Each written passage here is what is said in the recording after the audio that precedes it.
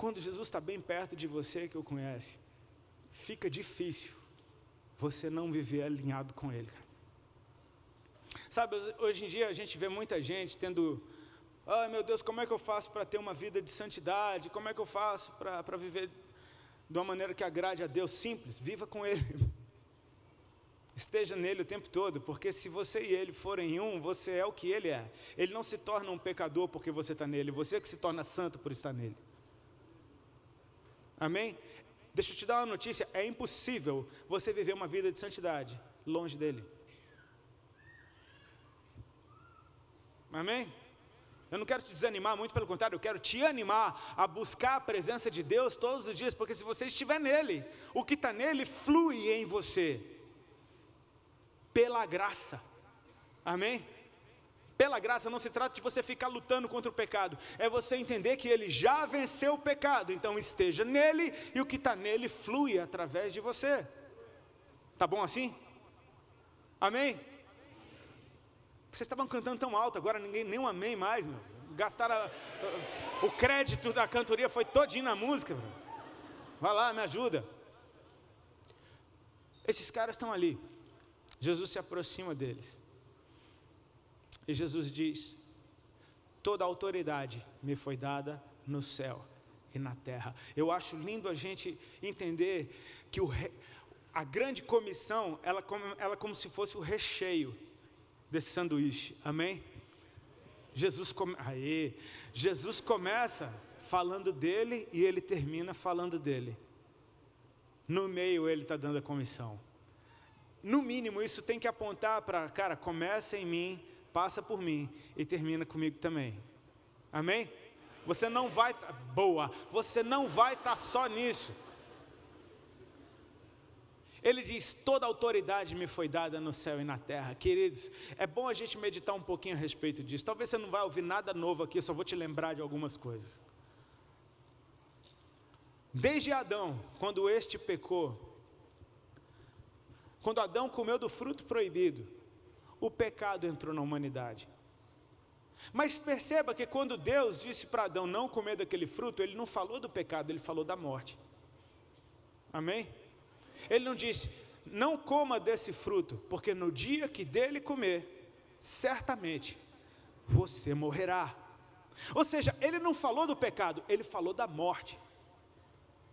Mas o pecado entrou. E a morte é o quê?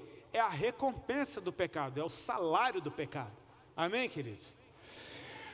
Uma vez que o pecado entrou, a morte foi ativada. E quando a morte foi ativada, ela governa, mesmo estando bem longe de você ainda.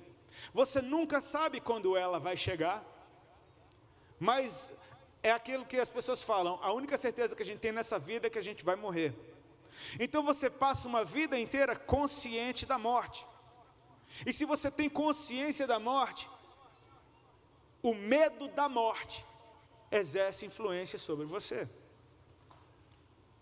Porque a morte ela não vem só, ela vem junto com o medo. Todo medo nasceu da ativação da morte. Perceba que quando Adão pecou, fez folhas de figueira para ele e para sua mulher. Quando eles ouvem a voz de Deus que passeava no jardim, eles correram para trás numa moita. E Deus fala, Adão, cadê você? Ele fala, estou aqui, escondido, tipo, só uma mãozinha atrás da moita. O que você está fazendo aí? Eu ouvi a tua voz e tive medo. O medo começou. E se você perceber, por causa do medo, as pessoas vivem de maneira louca. Por causa do medo, as pessoas cometem violência. Por causa do medo, as pessoas se privam de viver. Por causa do medo, as pessoas ferem umas às outras. O medo da morte tem governado todo mundo. Aí vem Jesus, o Filho de Deus. Deixa eu encurtar logo essa história. Vem Jesus, o Filho de Deus. E Ele vive sem pecado algum. Amém? Amém. Mas Ele se entrega para morrer, mesmo sem ter pecado algum. Esse era um salário que essa era uma recompensa que ele jamais, por justiça, jamais iria colher, porque ele não tinha pecado algum. Mas ele levou sobre si todos os nossos pecados. E no corpo dele, o pecado foi castigado de uma vez por todas, em Jesus naquela cruz. A ira de Deus quanto ao pecado foi saciada em Cristo. Agora, ele desce até a região da morte. Ele morreu de verdade. Ele entregou o seu espírito, ele desce até a região da morte. Cara, e quando esse cara vive, quando esse que para muitos era um homem, aparece vivo de novo, isso significa que ele venceu a morte. E se ele venceu a morte, ele quebrou o domínio do medo da morte. Então aquilo que regia toda a humanidade já não rege mais, porque Jesus venceu a morte, destronou o medo da morte, ele agora tem toda a autoridade no céu e na terra. Amém? É por isso que nós somos mais do que vencedores, porque ele venceu por nós. Ele tem toda a autoridade no céu e na terra. Gente, é ele de verdade que está dizendo essas palavras. Ele chega para os seus discípulos e ele diz o que ele tem. Amém?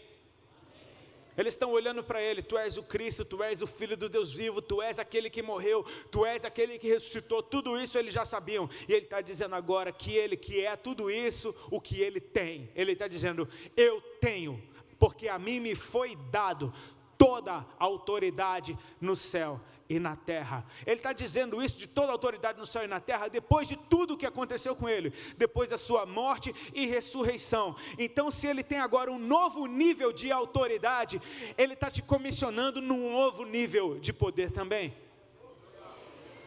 Amém? Ele está mandando esses caras, vão. E é lindo você ouvir um id de alguém que acabou de dizer, eu tenho toda a autoridade no céu e na terra. Perceba, Jesus não está dando um conselho. Ele não está dizendo, eu acho legal que se vocês forem, vai ser muito massa, vai ser bom. Ele não está dizendo, vem cá querido, você não acha que seria legal você ir por todo mundo? Não, ele diz, eu tenho toda a autoridade no céu e na terra, portanto, ide. Na real, você tem que, perceber que Jesus está usando o imperativo, ele está dando uma ordem, ele está ativando a gente naquele momento. Meu querido, deixa eu te falar, se você é um filho de Deus, você está indo nesse momento.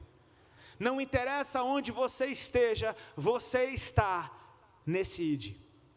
Você está incluso nisso que Jesus falou, amém? E a prova é que ele diz para aqueles 11, fazei discípulos de todas as nações. Meu amigo, se você fosse o cara mais rico do mundo, talvez você conseguisse, nessa vida, andar por todas as nações do mundo, com o dinheiro no bolso, com um avião particular, pousando em cada uma dessas nações, para pregar o evangelho. Você concorda comigo que é humanamente possível aqueles 11 terem ido por todas as nações do mundo, pregando o evangelho? Então, é lógico que Jesus está falando para filhos de Deus.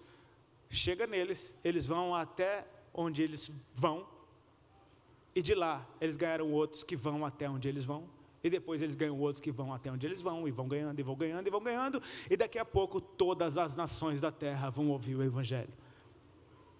Ou seja, ele está falando para aqueles caras, ele está falando para mim, ele está falando isso para você. Ele nos ativou naqueles 11 ali. Quando você nasceu, você já nasceu debaixo de uma igreja ativada, indo, pregando o evangelho, fazendo discípulos, batizando e ensinando. Dentro de você, existe um combo que funciona, algo que tem todas as propriedades necessárias para que tudo isso que ele falou aconteça.